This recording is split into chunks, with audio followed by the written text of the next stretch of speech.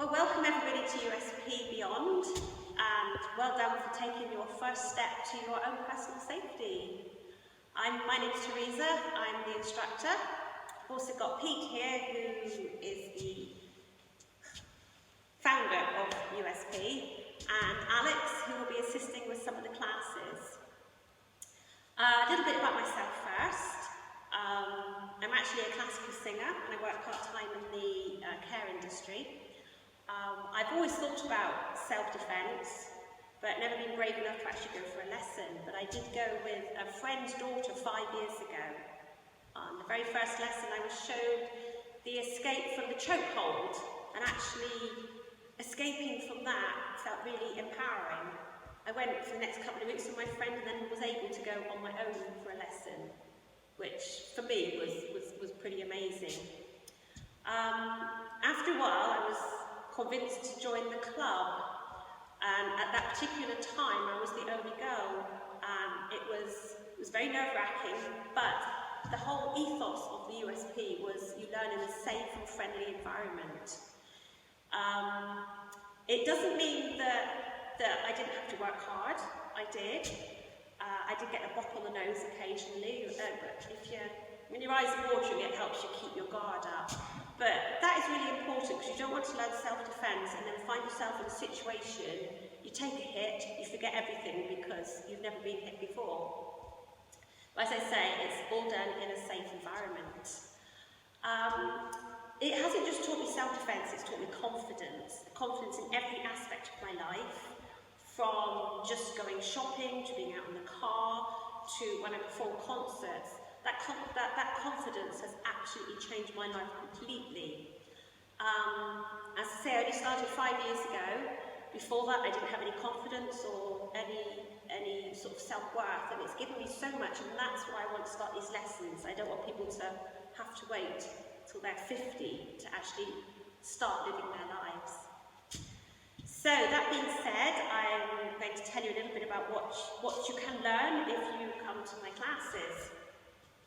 Firstly, there's something called verbal diffusion. It is much better if you can talk down a situation rather than sort of get into an argument. And if somebody sort of cuts you off with their car and what is the point in shouting at them and then raising their aggression? Just turn the stereo up, listen to some music, sing a song, do anything but start yelling back at them. Again, in the street or in the supermarket, somebody bangs your trolley. There's no point in rising the situation with verbal aggression, and if anybody shouts at you, say, sorry mate, didn't mean to do that. It takes away their power, and it also, if you're going to be part of USP, it's kind of one of the rules. You don't start an argument, you don't help anybody else to argue. You will learn defence, standing and on the ground. Obviously, being female, a lot of things can happen on the ground, which you don't. You will learn how to defend yourself. It's the techniques. You don't have to be strong, you don't have to be fit. These techniques work. You just have to learn them. You have to be confident, and once you start, you don't stop. You keep following through on these techniques until you're out of the situation. Fighting skills too. You want to be able to hit back if somebody's hitting you in the right environment. We'll get onto that a little bit later. Defence against weapons, knife crime is up. We all know, we see it in the news all the time. Apparently Newton Abbott, which is quite close to here, is quite rife with knife crime at the moment. So you learn how to defend. Remember, you are defending, you're not attacking, you're defending. You're doing enough to get away from an incident. Use of improvised weapons. If you're out walking a dog and something happens, you can use a dog lead. You can pick up a stick. You'll learn actually how to use these things. There's no point in having them if you don't know how to use them properly. Awareness and avoidance. That is so important. I'll mention that also at the end of this talk. But be aware of your surroundings and avoid situations. We actually have a colour code which starts at white and ends in red. White is when you're sat at home on your own and everything's fine. You should always be what we call yellow when you're out. Be aware of your situation. Don't walk around on your mobile phone. Don't think that everything is going to be all right as in at home. Just be aware and just be ready for anything to happen. 99.9% of the time it's not going to, but just you need to be ready, you need to be aware of your surroundings, where you are, what kind of situation you could get into.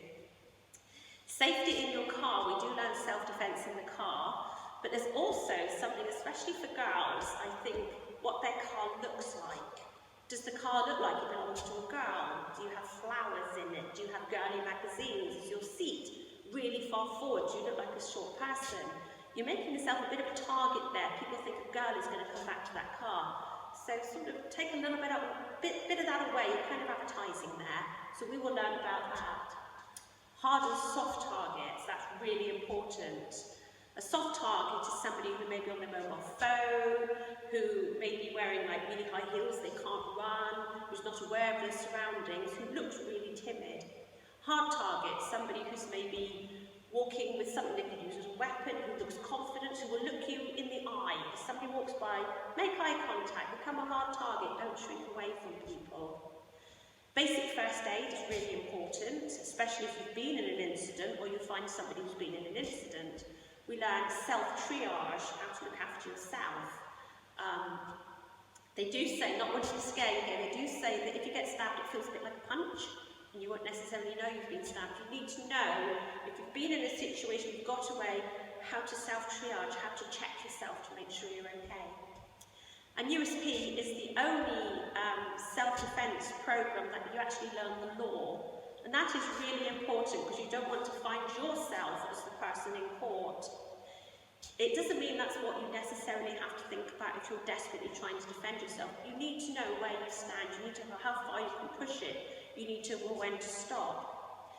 There's a situation, and it's a bit of an exaggerated one, but a male comes up to you, starts punching you, and says, you know, go down that alleyway.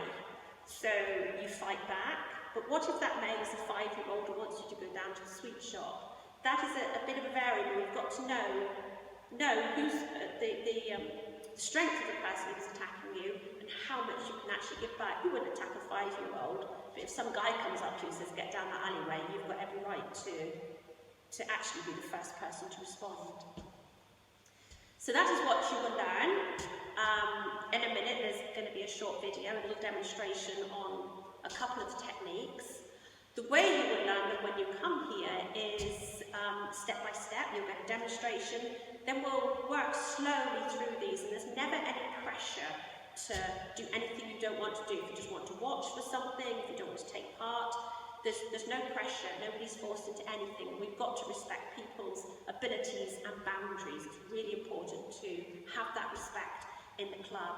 So even though it does seem a little bit scary and intimidating, it's all done in a very friendly atmosphere, and you know, it's safe. You don't need to worry about that, because you don't know, the next person standing next to you could be more afraid than you are. So we want to work together, we want to empower women to not be so afraid, to know that they can, if they get in a situation, they've got a pretty good idea what to do. The importance of coming to classes is not just to learn one technique and go away. We need to drill them over and over again. We need to bring them up every so often so that you get what's called muscle memory. You remember how to do something. We'll have Alex here sometimes, which will be great because he can be the attacker, because it's good to have that pressure pushed up just a little bit, but again, you don't have to do anything you don't want to do, but we will encourage you to get out of your little safety zone, because that's how you learn. 2 more things before I finish. Firstly, sounds a bit girly, but don't forget to stop and smell the flowers. I want you to think about that each time you go out and you're walking down the street. And what I mean by that is, be aware of your surroundings. Don't walk around with headphones on. Don't walk around on your mobile phone. Stop and smell the flowers, and you want to smell the flowers around you, but also smell, if you can smell alcohol or cigarette smoke, think, well, where is that coming from? Where is that person? They could be hiding anywhere, but you smell it, you're more aware that there is somebody around you. And also listen, don't just listen to the birds, listen to the footsteps coming up behind you, maybe getting louder and faster, or listen for the car that might be just pulling up beside you. You've got to be aware. So if you learn anything from this video to take away, don't wear the headphones, don't look at your phone, be aware. And the other thing is, this gives you a lot of confidence. You put on a new outfit and you go out and you really do feel confident. Each time you learn a technique, you will put on another piece of clothing that gives you confidence. But that being said, we do not want confidence to turn into complacency.